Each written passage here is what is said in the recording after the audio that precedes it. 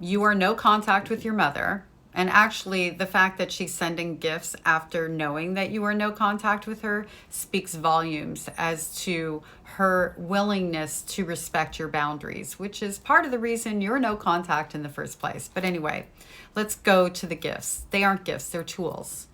They are a way for your mother to play the hero and the victim. She's the hero because in spite of the fact that my child isn't talking to me, I'm still sending gifts to my grandchildren who I just want to get to know. And she's the victim of you because you are withholding those children from her.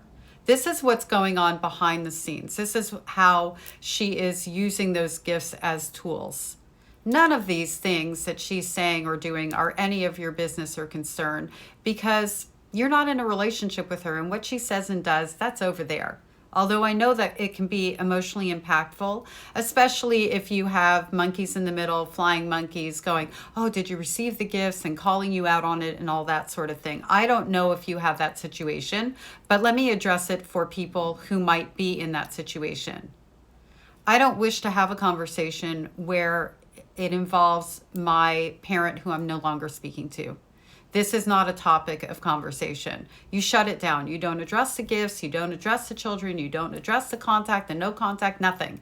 Because at the end of the day, you are the one responsible for creating your own life, living your own life, and it's none of their business what's going on behind the scenes. And likely, if they're going at you for this, they are in the middle of the situation and being used as tools. Again, people are tools, gifts are tools, by your abuser. So this is how you remove them from the middle and have more peaceful interactions for yourself.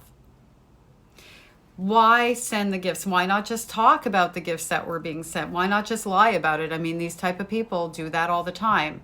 They do that to break the no contact. They do that to create a moment where they're taking emotional control over you.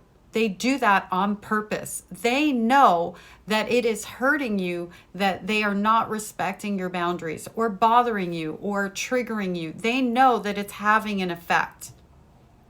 And if you go back at them, return the gift, make mention of the gift, talk about the gift with a family member where the news gets back and all of that, guess what you just did?